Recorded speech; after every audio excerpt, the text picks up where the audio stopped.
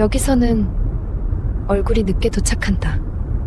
아직 당신 차례는 아니다.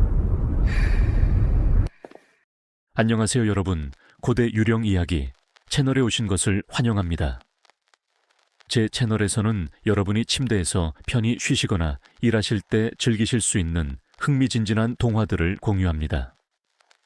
재미있거나 신비로운 이야기가 있으시면 댓글로 남겨주세요. 어떤 이야기든 환영합니다. 더 많은 신비로운 이야기를 들려드릴 수 있도록 제 채널의 좋아요와 구독 부탁드립니다. 오늘은 골동품 거울의 미스터리, 이 얽힌 이야기를 들려드리겠습니다. 조선 후기, 사람들은 그 해를 얼굴을 잃은 해라고 불렀다. 기록에는 남지 않았으나 살아남은 자들의 입에는 오래도록 맴돌았다.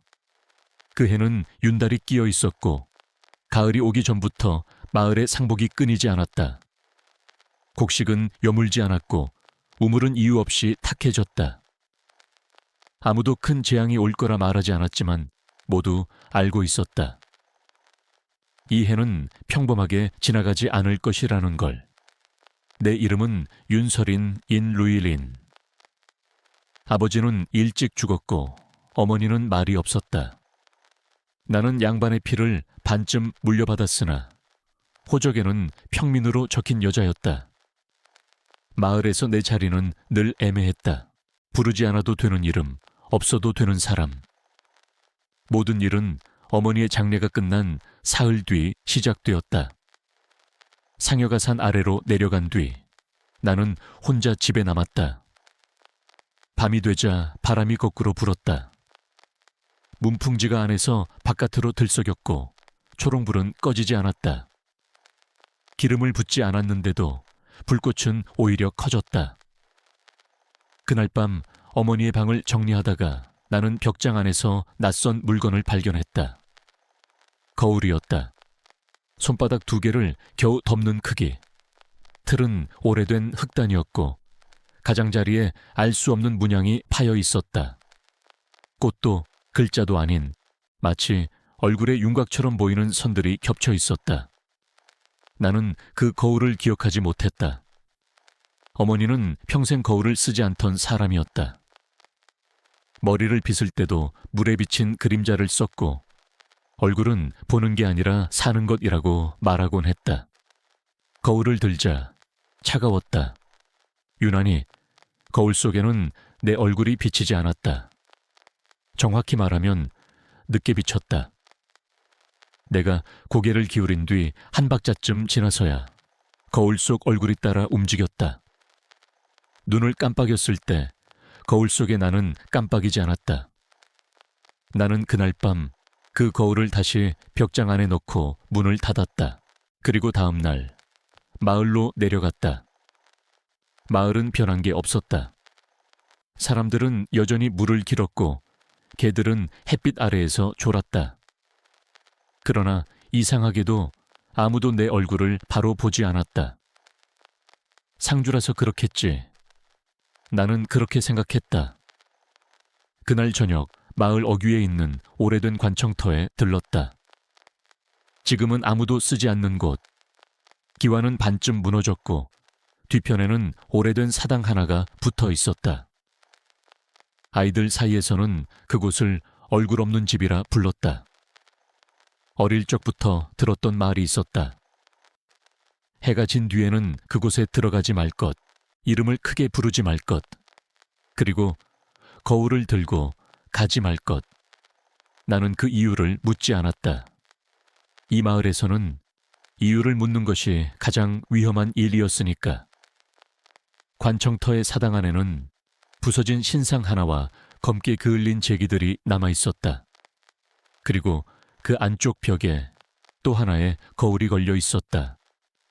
이번에는 훨씬 컸다. 사람 하나가 온전히 비칠 크기. 표면은 흐릿했고 마치 물속을 들여다보는 것처럼 깊이가 느껴졌다. 거울 앞에 서자 나는 숨이 막혔다.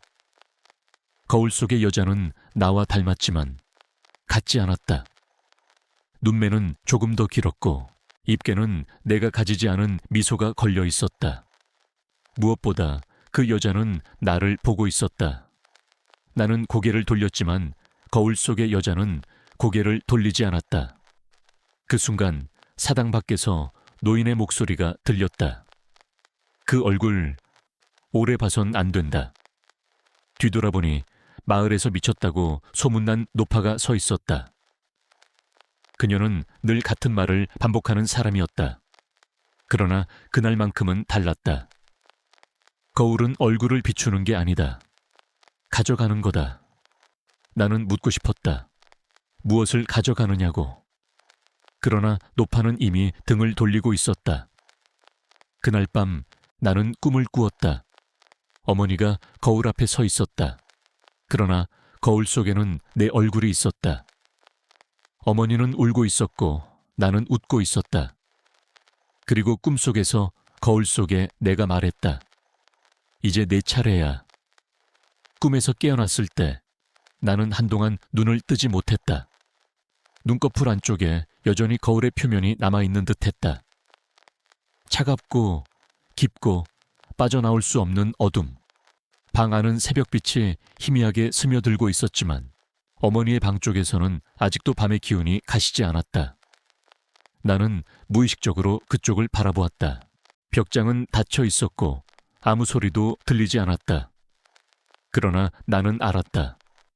그 안에 있는 거울이 깨어 있다는 것을.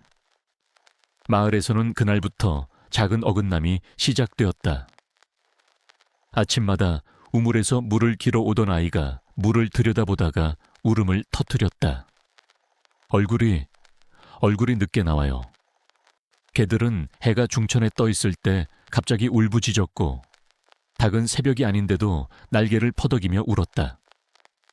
등잔불은 바람이 불지 않아도 흔들렸고 꺼뜨려도 금세 다시 켜졌다. 사람들은 이유를 묻지 않았다. 그저 더 일찍 문을 닫고 해가 지면 서로의 이름을 부르지 않았다. 나는 매일같이 관청터를 바라보았다. 가지 않으려 했지만 마치 무언가가 나를 끌어당기는 듯했다. 그곳의 거울이 나를 기억하고 있다는 확신이 들었다. 사흘째 되는 날 밤 나는 다시 그 사당으로 향했다. 달은 반쯤 가려져 있었고 구름은 이상할 정도로 낮게 깔려 있었다. 바람은 내 뒤에서만 불었다. 사당 안에 들어섰을 때 큰 거울 앞에는 누군가 서 있었다. 처음에는 나인 줄 알았다. 그러나 발걸음 소리가 둘이었다. 그 여자는 고개를 숙이고 있었고 머리카락이 얼굴을 가리고 있었다. 나는 말을 걸지 않았다. 이곳에서는 이름을 부르지 말아야 했다. 거울 속에는 세 개의 얼굴이 비쳐 있었다. 내 얼굴, 고개 숙인 여자의 얼굴, 그리고 아무것도 없는 자리. 빈자리에는 윤곽만 있었다. 마치 아직 얼굴이 정해지지 않은 사람처럼. 그 여자가 천천히 고개를 들었다. 그 순간 나는 숨을 들이마시지 못했다. 그 얼굴은 분명히 나의 것이었다. 그러나 눈동자의 색이 달랐고 표정은 내가 한 번도 지어본 적 없는 것이었다. 그 여자는 거울을 보지 않고 나를 보고 있었다. 네오는 아직 내 얼굴을 쓰고 있구나. 목소리는 낮았고 마치 오래전부터 알고 지낸 사람처럼 자연스러웠다. 나는 한 걸음 물러났다. 발밑에서 모래가 스쳤다. 그러나 거울 속에 나는 움직이지 않았다. 이곳에 오면 사람들은 자기 얼굴을 바꾼다. 그 여자는 천천히 말하며 자신의 뺨을 짚었다. 손끝이 닿은 자리에서 피부가 미세하게 일그러졌다. 도망치고 싶은 얼굴, 숨기고 싶은 얼굴, 갚아야 할 얼굴. 나는 그제야 깨달았다. 이 거울은 얼굴을 속이지 않았다. 대신 사람이 버리고 싶은 얼굴을 받아들이고 다른 얼굴을 내주고 있었다. 어머니도 여기에 왔나요? 내 질문에 그 여자는 웃었다. 내 어머니는 네 얼굴을 대신 썼다. 그 말과 동시에 사당의 등잔불이 모두 꺼졌다. 어둠 속에서 나는 수많은 발자국 소리를 들었다. 사람의 것이 아닌, 그러나 분명히 사람의 형상을 한 것들의 움직임. 그들은 다가오지 않았다. 대신 거울 앞으로 줄을 섰다. 얼굴이 없는 자리들이 하나둘 채워지기 시작했다. 나는 뒤로 물러서지 못했다. 다리에는 힘이 풀렸고 사당 안의 공기는 점점 눅눅해졌다. 습기가 아니라 숨이 모여있는 느낌이었다. 여기에는 너무 많은 사람이 너무 오래 머물러 있었다. 거울 앞에 선 것들은 하나같이 고개를 숙이고 있었다. 얼굴이 없거나 반쯤만 남아있거나 혹은 서로 다른 얼굴이 겹쳐붙은 모습이었다. 그 누구도 울지 않았고 비명을 지르지도 않았다. 그저 차례를 기다릴 뿐이었다. 왜 나야? 내 목소리는 생각보다 또렷했다. 그러자 거울 속에 내가 천천히 고개를 돌렸다. 그 움직임은 여전히 나보다 늦었다. 네가 가장 오래 남았으니까. 그 여자는, 아니, 내 얼굴을 쓴 그것은 거울에서 한 발짝 물러섰다. 그 순간 빈자리 하나가 나를 향해 열렸다. 나는 알았다. 저 자리는 내 얼굴이 사라질 곳이라는 걸. 사당 밖에서 종소리가 울렸다. 한 번, 그리고 두 번. 장례 때 쓰던 종이었다. 마을 사람들이 모여 있었다. 그들의 손에는 부적이 들려 있었고 앞에는 무당이 서 있었다. 그녀의 얼굴은 희게 분을 바른 듯 창백했고 눈동자는 나를 보지 않고 사당만 바라보고 있었다. 늦었습니다. 무당의 말에 마을의 이장이 고개를 숙였다. 이미 절반은 바뀌었습니다. 거울을 본 자들, 얼굴을 버린 자들, 그리고 침묵한 자들까지. 무당은 내 쪽을 힐끗 보았다. 그 눈빛에는 연민이 없었다. 그저 확인이었다. 윤 씨의 피가 다시 여기로 돌아왔군요. 나는 그제야 이해했다. 이 일은 우연이 아니었다. 나의 탄생부터 어머니의 침묵까지. 무당은 사당 앞에 제단을 차렸다. 돼지머리와 붉은 천, 그리고 작은 거울 하나가 놓였다. 그 거울은 내가 벽장에서 발견했던 것과 같은 문양을 가지고 있었다. 이 거울은 봉인용입니다. 본래의 거울을 덮어씌워 얼굴의 흐름을 막아야 합니다. 그러나 그녀의 손은 떨리고 있었다. 의식은 서두르는 듯했고 주문은 몇 구절이 생략되었다. 마을 사람들은 질문하지 않았다. 그저 살아남고 싶었을 뿐이었다. 무당이 마지막 주문을 외우는 순간 사당 안에서 비명 같은 웃음이 터져 나왔다. 거울 속에 내가 손을 뻗었다. 유리는 물처럼 일그러졌고 그 손은 내 손목을 붙잡았다. 차가웠다. 살아있는 사람의 온도가 아니었다. 봉인은 늦었어. 그것의 목소리는 이제 어머니의 것이었다. 나는 끌려 들어갔다. 바깥의 소리는 멀어졌고 대신 수많은 기억이 밀려왔다. 굶어 죽은 여자들, 얼굴을 가린 채 처형된 무당들, 죄를 감추기 위해 이름을 지운 아이들. 그들은 모두 윤 씨 가문과 연결되어 있었다. 관청이 서 있던 이 땅은 원래 얼굴을 바꾸는 의식이 행해지던 곳이었다. 권력자들은 죄의 흔적을 지우기 위해 얼굴을 바꾸었고 그 대가로 다른 이들의 얼굴을 빼앗았다. 어머니는 그걸 알았다. 그래서 평생 거울을 보지 않았다. 그러나 나를 지키기 위해 마지막으로 한번 거울 앞에 섰다. 그 대가로 어머니의 얼굴은 사라졌고 나는 아직 내 얼굴을 가지고 있었다. 사당이 흔들렸다. 제단의 불이 꺼졌고 무당은 피를 토하며 쓰러졌다. 마을 사람들 중 몇 명은 그 자리에서 얼굴을 가렸다. 그리고 다시는 자기 이름으로 불리지 못했다.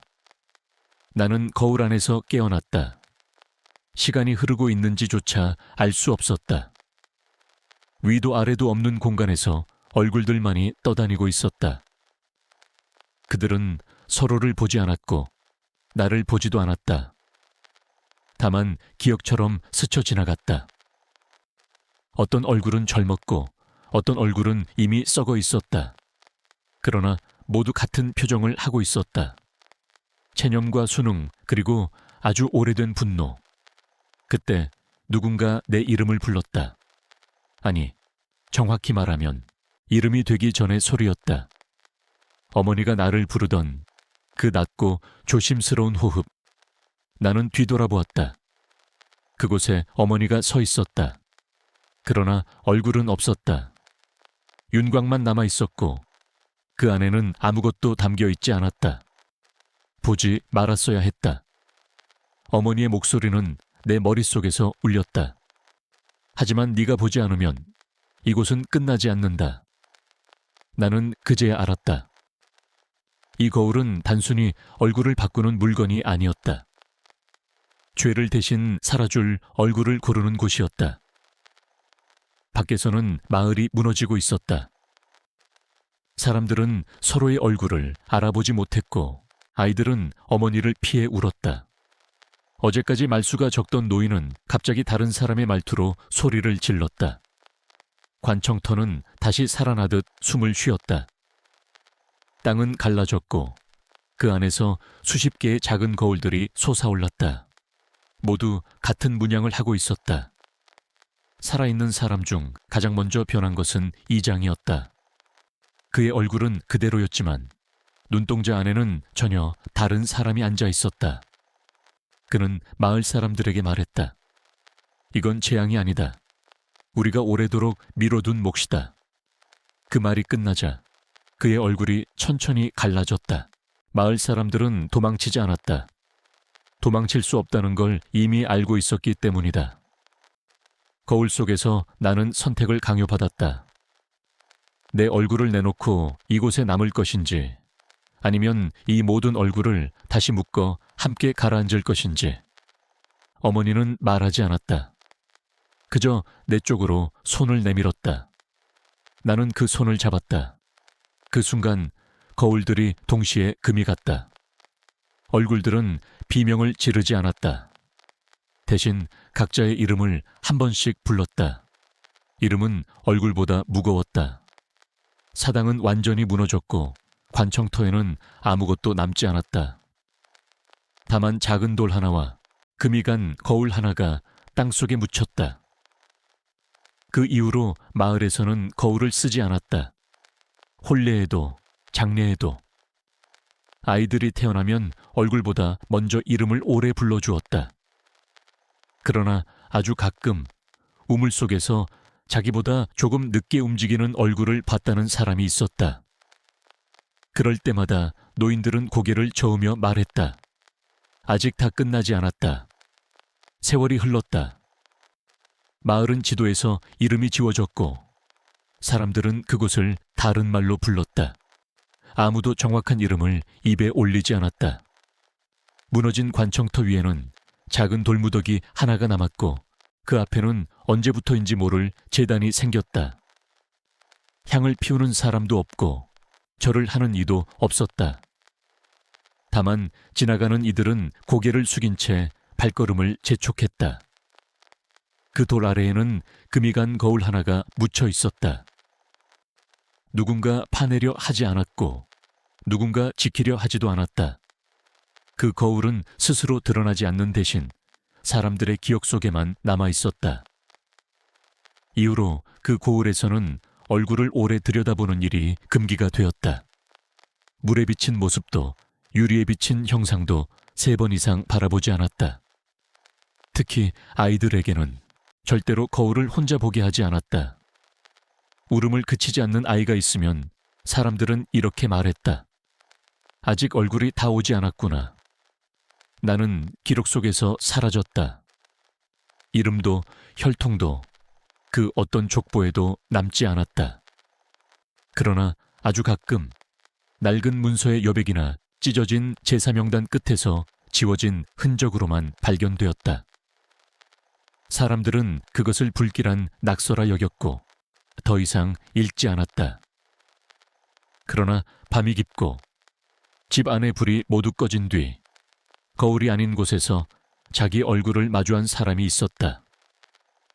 눈을 깜빡였는데 상대는 늦게 깜빡였다고 했다. 미소를 지었는데 상대는 미소를 지우지 않았다고 했다. 그들은 다음 날 아무에게도 말하지 않았다. 말하는 순간 그 얼굴이 자기 것이 아닐까 두려웠기 때문이다. 노인들은 마지막으로 이렇게 덧붙였다. 거울은 사라질 수 있다. 하지만 바뀐 얼굴은 돌아가지 않는다. 그리고 그 말은 전해질 때마다 조금씩 달라졌고 끝내 이야기로만 남았다. 그 해가 왜 그렇게 되었는지, 누가 처음 거울 앞에 섰는지 아무도 확실히 알지 못했다. 다만 하나만은 분명했다. 어떤 얼굴은 끝내 제 이름으로 돌아오지 못했다는 것.